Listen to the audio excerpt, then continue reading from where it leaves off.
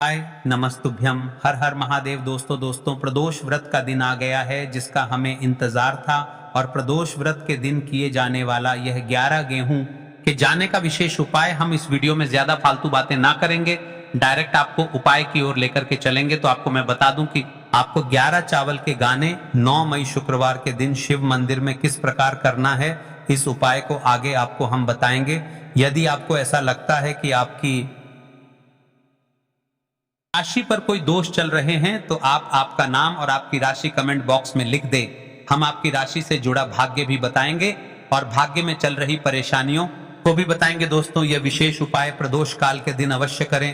11 गेहूं के दाने का अचूक उपाय महादेव का एकमात्र लोकप्रिय उपाय है जो कि आपको कल शुक्रवार के दिन करना है। तो चलिए उपाय की ओर चलते हैं। अगर कोई सबसे प्रिय है ना तो उनकी सबसे छोटी पुत्री जिनका नाम है माता अशोक सुंदरी, जो आपके पास में चावल के 11 दाने हैं ना, उन चावल के 11 दानों को माता अशोक सुंदरी के स्थान पर आपको अपना नाम और गोत्र बोलते हुए समर्पित कर देने हैं, है ना। और चावल के दानों को रखने के बाद में जो आपके पास में तांबे का लोटा है ना, उस तांबे के लोटे को कहीं पर भी हम जल नहीं चढ़ाएंगे।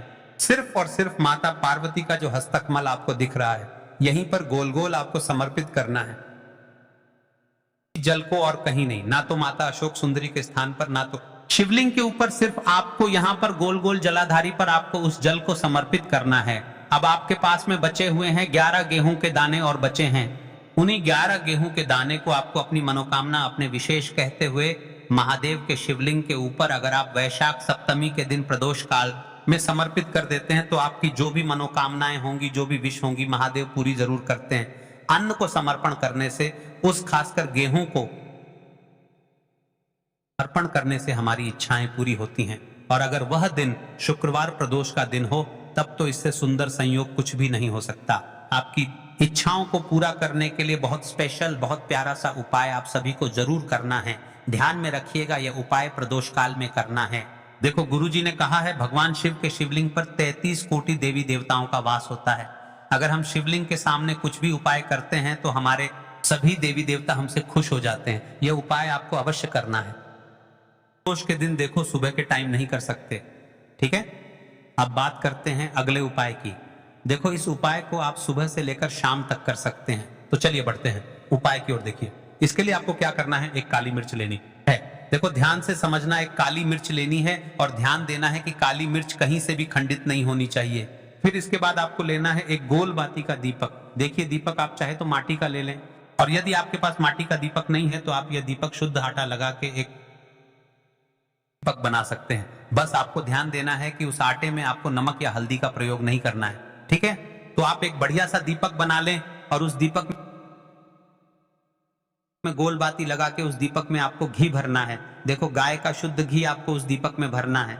अब क्या करना है, आपको इन दोनों चीजों को लेकर चले जाना है बेलपत्र के पेड़ के पास। देखो गुरुजी ने अपनी अभी की शिव महापुराण कथा में भी बताया था, जो भी व्यक्ति प्रदोष में जो भी एक दीपक प्रज्वलित कर देता है उसके घर पर धन की कमी नहीं हो सकती। देखो यदि आपके घर के आसपास कहीं बेलपत्र का पेड़ नहीं है या घर से काफी दूर पड़ता है और आप जा नहीं सकते तो आगे हम ये भी बताएंगे कि कैसे इस उपाय को करना है। अगर बेलपत्र वृक्ष ना हो तो देखो अब आपको प्रदोष काल में इन दोनों चीजों को लेकर चले जाए। बेलपत्र के पेड़ के पास में अब क्या करना है, सबसे पहले आपको उत्तर दिशा की ओर मुंह करके आपको खड़े हो जाना है और उससे आपको बेलपत्र की जड़ में प्रज्वलित करना है। दीपक प्रज्वलित करने के बाद आपको एक काली मिर्च अपनी हथेली पर रखना है और बेलपत्र के पेड़ का आपको 5 बार परिक्रमा लगा लेना है। और यदि आप परिक्रमा बेलपत्र के पेड़ का नहीं लगा सकते हैं तो आपको दीपक को चारों ओर कुछ इस तरह से दीपक के ऊपर से 5 बार घुमा देना है।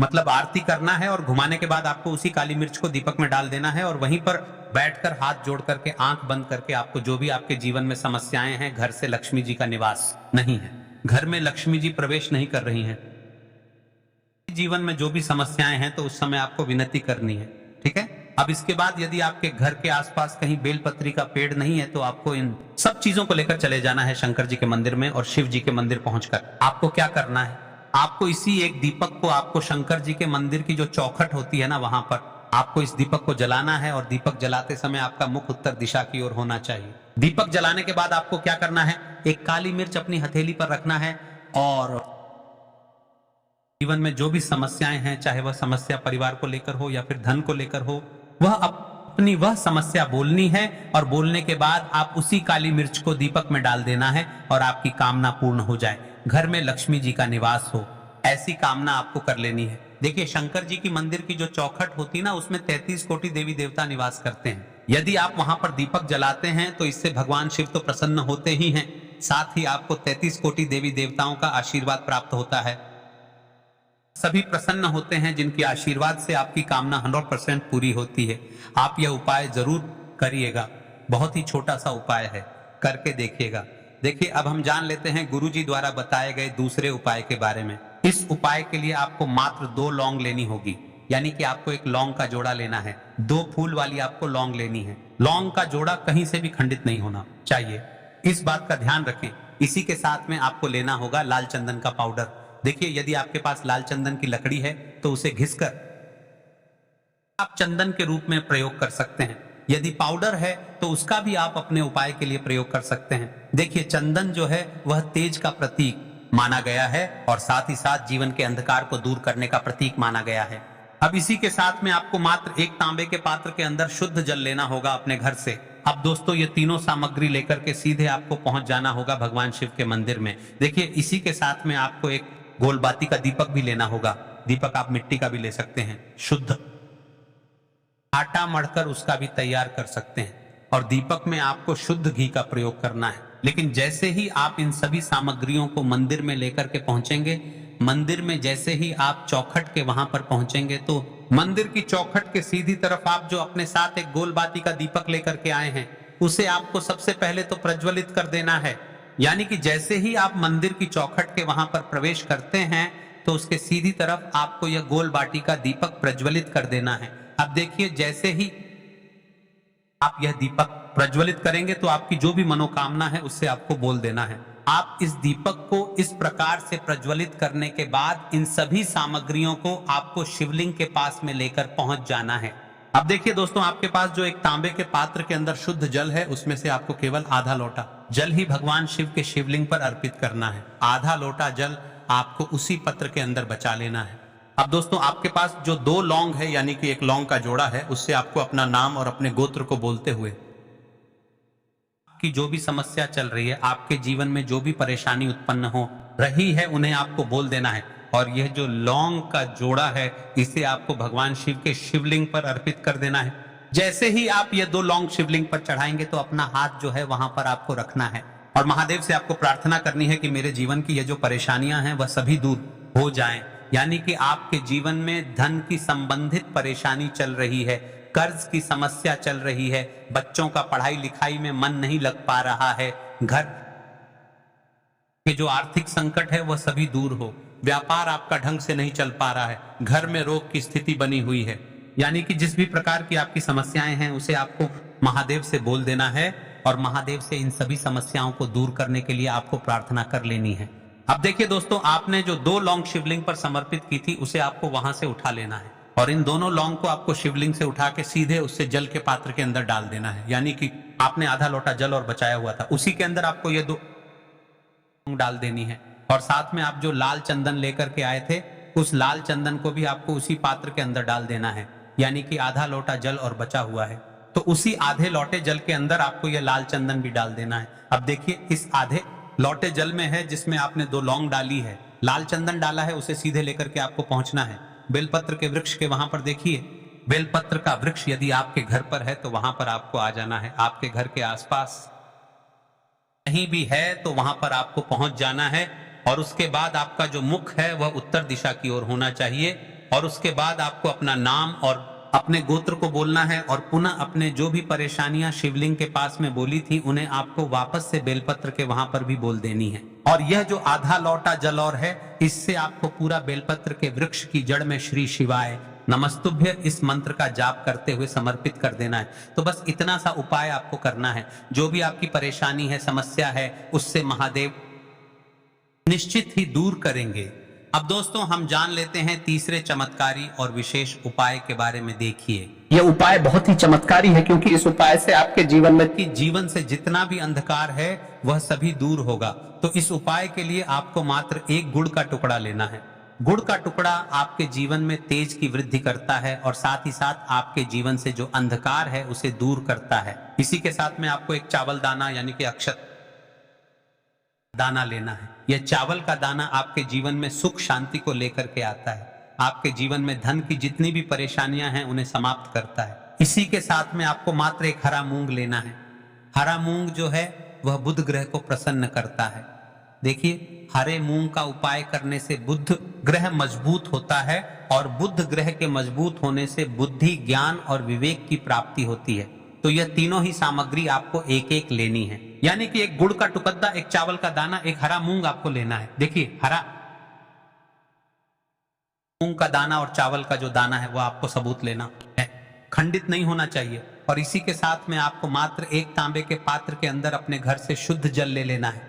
देखिए, अब इन सभी सामग्रियों को लेकर के सीधे आपको पहुंच जाना है भगवान शिव के मंदिर में। आप ये उपाय सुबह से लेकर शाम तक किसी भी समय कर सकते हैं, लेकिन रविवार के दिन ही आपको इस उपाय को करना है। तो सबसे पहले तो ये जो एक गुड़ का टुकड़ा है, एक चावल का दाना है और एक हरा मूंग का दाना है, उन तीनों को आपको उस जल के पात्र के अंदर डाल देना है। लेकिन ये जो उपाय है आपके जीवन की सारी परेशानियों को दूर करने के लिए होता है, लेकिन विशेष मनोकामना तीनों सामग्रियों से ही आपकी परिपूर्ण हो जाती है। देखिए, यदि आपके जीवन तेज होगा तो सभी आपसे वार्तालाप करेंगे, सभी आपसे बात करेंगे और आपका जो मान सम्मान है वह बढ़ता है और चावल का जो दाना है वह धन में वृद्धि करता है, मन की शांति के लिए होता है। और हरा मूंग जो है वह बुद्धि, ज्ञान और विवेक की प्राप्ति के लिए होता है। अब देखिए, यह जो एक पात्र है इससे आपको भगवान शिव के शिवलिंग पर धीरे धीरे अर्पित कर देना है। श्री शिवाय नमस्तुभ्यम इस मंत्र का जाप करते हुए और तुम रुकेश्वर महादेव का मंत्र में स्मरण करते हुए, लेकिन तुम रुकेश्वर महादेव का स्मरण करने से यह जो उपाय है और अधिक प्रभावशाली हो जाता है। तो तुम रुकेश्वर महादेव का स्मरण करते हुए यह उपाय करने से बहुत सारे लोग प्रश्न करते हैं, हर एक उपाय को करते समय क्या हम इस उपाय को घर पर कर सकते हैं? तो इस वाले उपाय को आप घर पर नहीं कर सकते हो। इस वाले उपाय को करने के लिए आपको शिव जी के मंदिर ही जाना पड़ेगा। उसके बाद में दोस्तों जो अगला प्रश्न निकल कर आता है वह ये आता है, इस उपाय को लेकर के आखिर इस उपाय को हमें किस समय करना है? सुबह के समय करना है कि शाम के समय करना है? तो देखो, इस वाले उपाय को आप लोग सुबह के समय भी कर सकते हो और शाम के समय प्रदोष काल में भी कर सकते हो। अब आप सबसे उत्तम समय कौन सा रहेगा इस 31 चावल के दाने वाले उपाय को करने का? तो हम आपसे बस यही कहेंगे कि इस उपाय को आप सुबह के समय करेंगे तो ज्यादा बेहतर होगा। बाकी अगर प्रदोष काल शाम के समय भी करेंगे तो भी अच्छा होगा, उसमें कोई भी दिक्कत वाली बात नहीं है। तो अब दोस्तों जो अगली सबसे बड़ी और महत्वपूर्ण बात आती है वह यह आती है कि सुबह अगर हम उपाय को करेंगे तो हमें कितने बजे से लेकर कितने बजे तक के बीच में करना है, और शाम के समय प्रदोष काल में करेंगे तो हमें कितने बजे से लेकर कितने बजे के बीच में करना है। तो देखो, सुबह जितनी जल्दी हो सके आप उपाय को करने की कोशिश करना। बाकी अगर किसी कारणवश लेट भी हो जाओ, थोड़ी देर भी हो जाए तो 10 या 11 बजे तक भी आप उपाय कर लेना, पर 12 बजे से ज्यादा देरी ना हो, ठीक है? इस बात का ध्यान रखना। उसके बाद में दोस्तों अगर शाम के समय प्रदोष काल की बात करें, प्रदोष काल का जो समय है होता है शाम के 6 बजे से शुरू हो जाता है, मतलब शाम के 6 बजे से लेकर 7 बजे के बीच का जो समय होता है यह समय प्रदोष काल का समय होता है। पर अभी जो मौसम चल रहा है इस मौसम में जो है शाम बहुत देरी से होती है, तो आप इस उपाय को 7 या 8 बजे के बीच में भी कर सकते हो। मतलब शाम के 6 बजे से रात 8 बजे के बीच में आप कभी भी इस वाले उपाय को कर सकते हो, उसमें कोई भी दिक्कत वाली बात नहीं है। अब दोस्तों उपाय को लेकर एक और सबसे बड़ी बात यह निकल कर आती है कि इस 31 चावल के दानों को हमें लेना कहां से होता है और हमें इस उपाय को करने के साथ में क्या और कुछ भी सामग्री ऐसी होती है जो शिव जी के मंदिर लेकर जानी पड़ती है।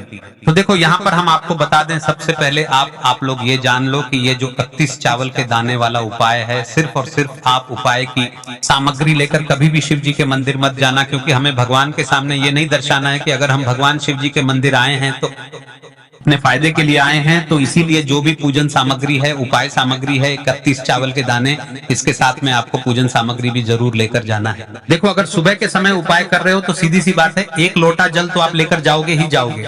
वही 1 लोटा जल अगर मिट्टी का जल हो तो बहुत अच्छा रहेगा।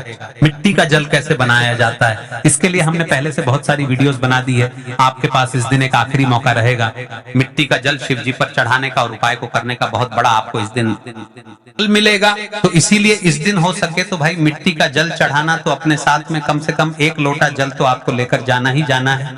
अगर मिट्टी का जल नहीं है तो घर का जल भी आप इस्तेमाल कर सकते हो। इसके अलावा जो भी पूजन सामग्री है, देखो 31 चावल के दाने ये अलग आपके रहेंगे और जो आपकी पूजन सामग्री रहेगी वह अलग रहेगी। पूजन सामग्री में आप जो भी चीज लेकर जाना चाहे वह लेकर जा सकते हैं। एक बेल पत्र भी लेकर जा सकते हैं, उसमें कोई भी दिक्कत वाली बात नहीं है। वहीं अगर हम बात करें शाम के समय की, तो शाम के समय शिव जी पर जल नहीं चढ़ता है, इसीलिए शाम के समय आप लोग एक दीपक तैयार कर लें जो कि गोलबत्ती का, आटे का, शुद्ध देसी गाय का घी का होगा, है ना। इस बात का आप लोगों को ध्यान रखना है और इस दीपक को आपको घर से जलाकर नहीं लेकर जाना है, भगवान शिव जी के मंदिर में जाकर ही जलाना है।